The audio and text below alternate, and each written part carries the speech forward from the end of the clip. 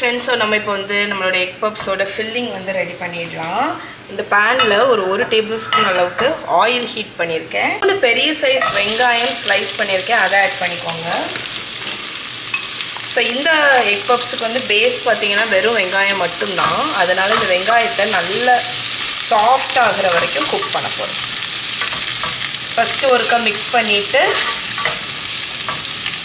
எண்ணெயில் மிக்ஸ் பண்ணியாச்சு. இப்போ மூடி போட்டு லோ ஃப்ளேமில் 5 நிமிஷம் குக் பண்ணி எடுத்துடலாம். இப்போ ஒரு 3-4 மினிட்ஸில் நம்ம வெங்காயம் பாருங்கள் நல்ல லைட் கோல்டன் கலர் ஆகிடுச்சு.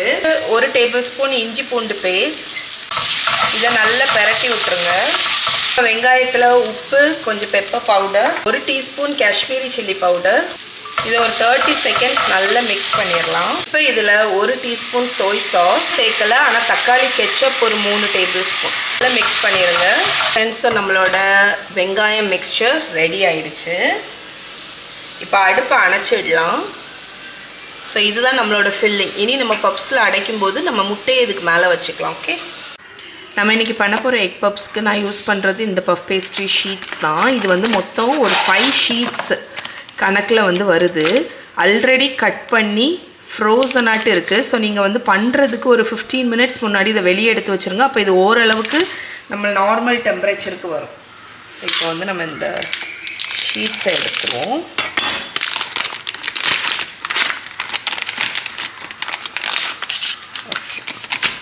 ஸோ இங்கே பாருங்கள், ஆல்ரெடி கட் பண்ணி அழகாக வந்திருக்கு. நடுஸில் பார்ச்மெண்ட் பேப்பர் வச்சுருக்காங்க ஒன்றுக்கு ஒன்று ஒட்டாமல் இருக்கிறதுக்கு. ஸோ இது வந்து நீங்கள் இதுக்கு மட்டும் இல்லை, நீங்கள் பேஸ்ட்ரி, டேனிஷ் பேஸ்ட்ரி எது வேணாலும் பண்ணலாம். இதோட பேக்கிங் டெம்பரேச்சர் 180 டிகிரி செல்சியஸில் 20 மினிட்ஸ் பேக் பண்ணுறதுக்கு போட்டு கொடுத்துருக்காங்க. ஸோ நம்மளோட ஒரு ஷீட் பேஸ்ட்ரியை எடுத்து வச்சுட்டு அதில் ஜெனரஸாக 1 ஸ்பூன் ஃபில்லிங் வச்சிடலாம். இதில் நம்மளோட பாயில்டு எக்கில் ஒரு ஹாஃப் வந்து நான் சென்டரில் வைக்கிறேன். இப்போ நான் நம்மளோட எக் பப்ஸோட ட்ரெடிஷ்னல் ஃபோல்டிங் தான் பண்ண போகிறேன். லைக் இந்த மாதிரி 4 பக்கமும். ஓகே, நம்மளோட ஒரு ஷேப் வந்து நான் பண்ணிட்டேன்.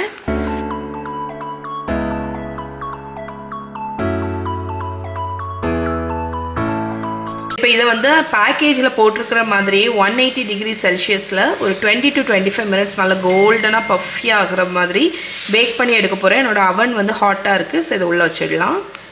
ஓகே ஃப்ரெண்ட்ஸ், நம்மளோட எக் பப்ஸ் வந்து அவன்லேருந்து எடுத்து வச்சுட்டேன். எவ்வளோ ஃப்ளேக்கியாக இருக்குது பாருங்கள், செம்ம ஃப்ளேக்கியாக வந்திருக்கு, பர்ஃபெக்டாக வந்திருக்கு. இப்போ இதை சர்வ் பண்ணிடலாம்.